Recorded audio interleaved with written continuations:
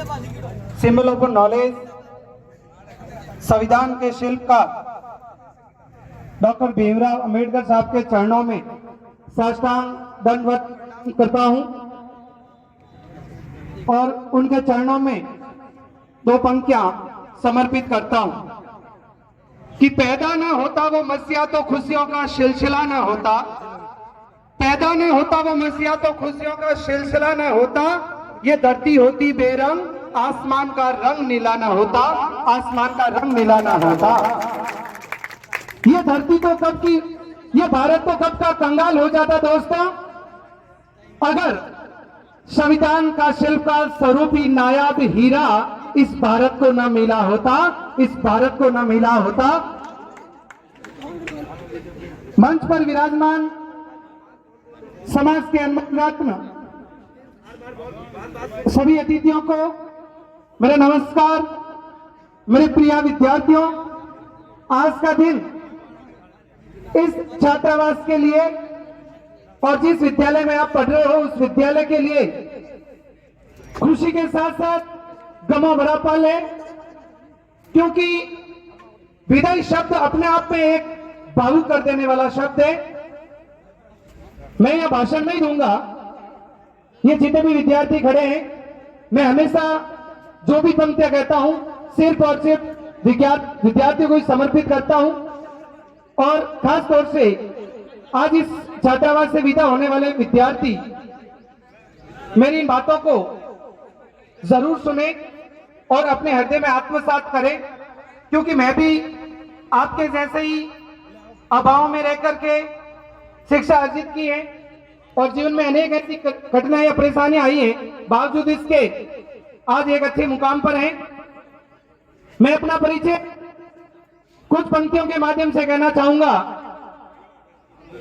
कि सुरों को सजाने के लिए सुंदर साज बनाता हूं, तुम जैसे नौसी के परिंदों को बाज बनाता हूं, चुपचाप सुनता हूं शिकायतें सबकी, तब दुनिया बदलने की आवाज बनाता हूं। अरे बनाना वाला बनाता होगा, चांद पे जाके बुर्ज खलीफा, मैं धरती पे तुम जैसे कच्ची ईंटों के ताज बनाता हूं, मैं धरती पर तुम जैसे कच्ची ईंटों के ताज बनाता हूं। अरे समंदर तो परखता है हौसले कश्तियों के, मैं तुम जैसी नन्ही कश्तियों को बड़े जहाज बनाता हूं, है जो आने वाला कल उसे आज बनाता हूं।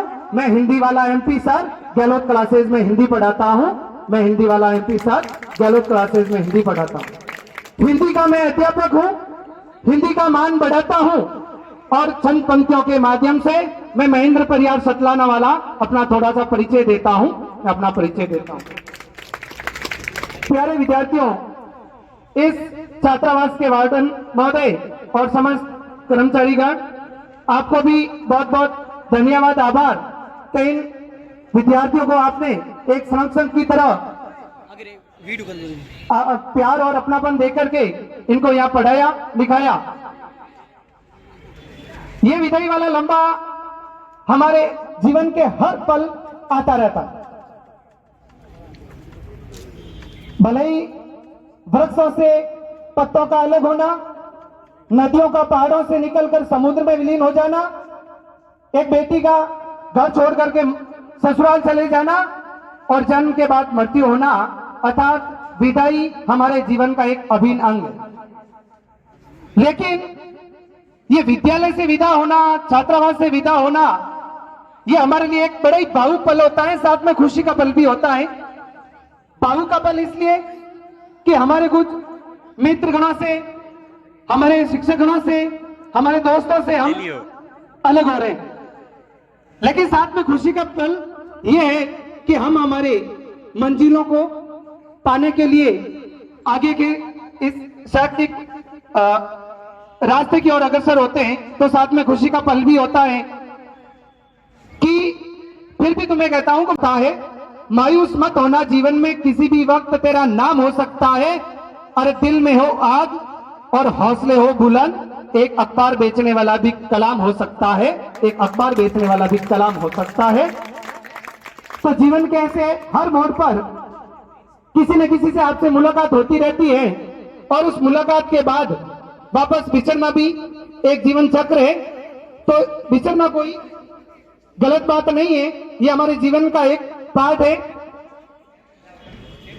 और आज इस विद्यालय से, इस छात्रावास से विदा होने वाले छात्रों के लिए कहूंगा कि अभी बोर्ड एग्जाम की तारीख फिक्स हो गई है।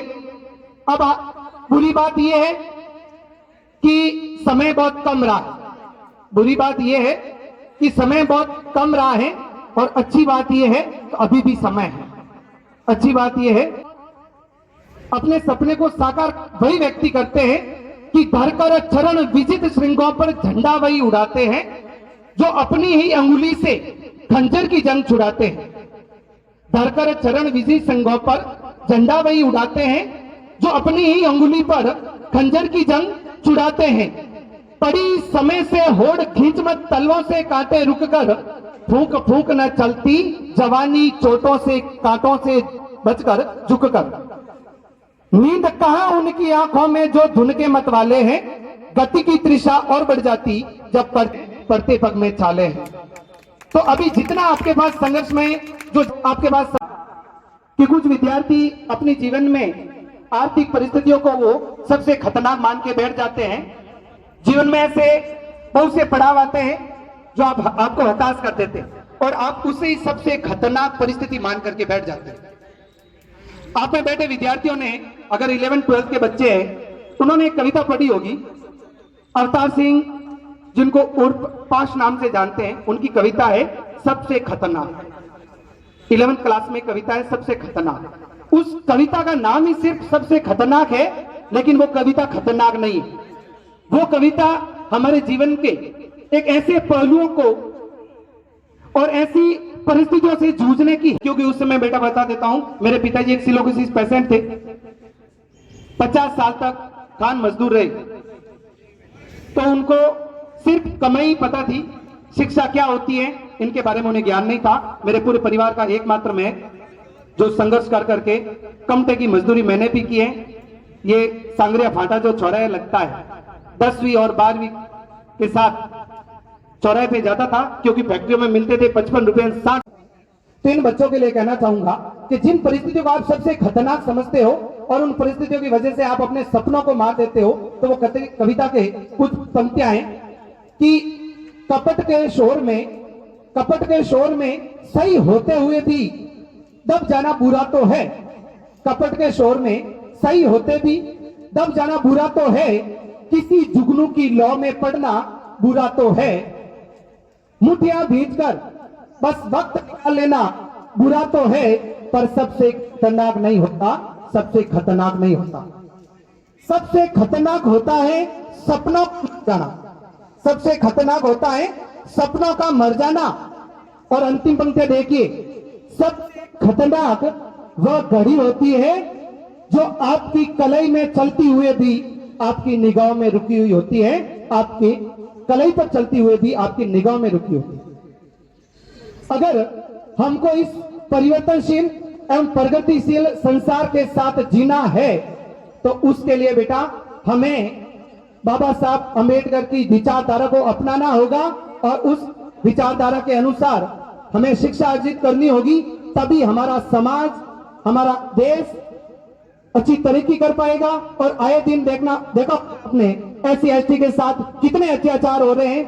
कोई व्यक्ति दबाव में आकर ट्रेन के आगे कूद के आत्महत्या कर लेता है। कुछ दबंगी तो क्या कहे, कायर लोगों की उपमा दूंगा मैं उनको, जो कुछ कमजोर वर्गों को दबाते हैं। वो दबने का कारण ये है कि हम शिक्षित अभी पूर्ण रूप से नहीं हो। हमारे पास हथियार क्या है? हमारी लेखनी, हमारी शिक्षा। तो आपके द्वारा मैं वकील साहब को ये विश्वास दिलाना चाहता हूं।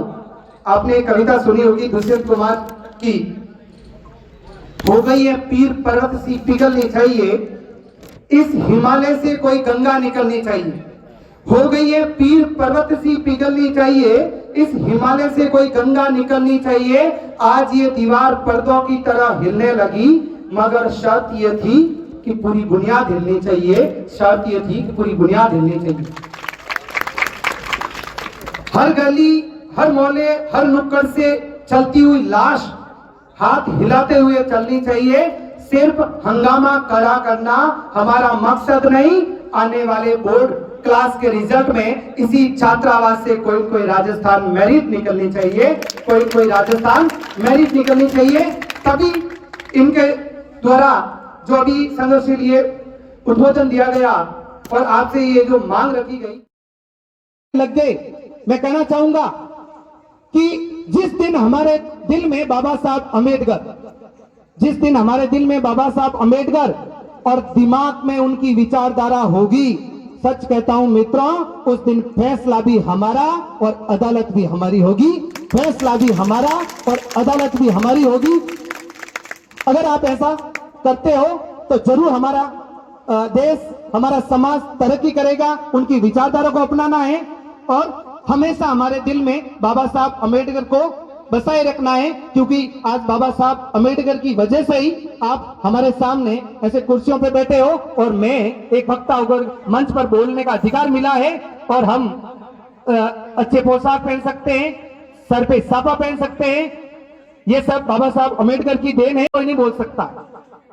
आपने सौटा सुना होगा कि उपजावे अनुराग कोयल मन हरकत करे, उपजावे अनुराग कोयल मन हरकत करे, कड़वो लागे काग रचना रागुण राजिया, रचना रागुण राजिया। तो ये सब कुछ बोली से ही होता है। तो मेरी एक कल ही अखबार में एक कविता प्रकाशित हुई, वो कविता मैंने दिल से मेरे विद्यार्थियों के लिए समर्पित की है। तो उस कविता के साथ मैं अपनी पंक्तियों को विराम दूंगा कि ले लो तुम हमसे प्यार भरी विदाई, ले लो तुम हमसे, तुम लोगों की हम सबसे जुदाई, ले लो तुम हमसे प्यार भरी विदाई।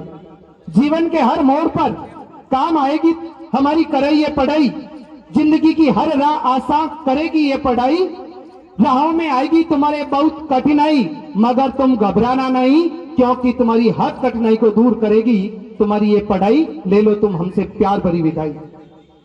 तुम्हारी हर कठिनाई को दूर करेगी ये पढ़ाई। इस विदाई से ना होगी इस छात्रावास से तुम्हारी कभी जुदाई, इस छात्रावास से तुम्हारी कभी जुदाई, क्योंकि याद आती रहेगी तुम्हें 15 अगस्त 26 जनवरी की वो मिठाई, ले लो तुम हमसे प्यार भरी विदाई, ले लो तुम हमसे प्यार भरी विदाई। हिंदी का मैं अध्यापक हूं, हिंदी का मान बढ़ाता हूं, हिंदी का मैं अध्यापक हूं, हिंदी का मान बढ़ाता हूं। मैं दिल से तुम्हें जीवन में आगे बढ़ने की शुभकामनाएं देता हूं और इसी के साथ मैं MP सतलाना अपने शब्दों को विराम देता हूं, मैं अपने शब्दों को विराम देता हूं। बहुत बहुत धन्यवाद मुझे मंच पर बोलने का अवसर दिया।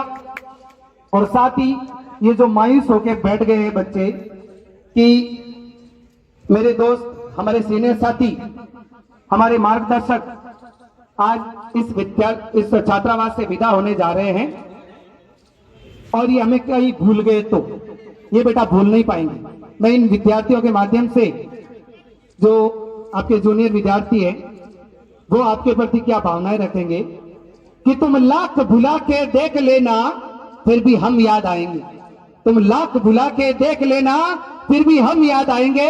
अरे तुम पानी पी के थक जाओगे, हम हिचकियां बन बन के सताएंगे, हम हिचकियां बन बन के सताएंगे। बहुत बहुत धन्यवाद। आभार। जय हिंद, जय संविधान, जय भीम।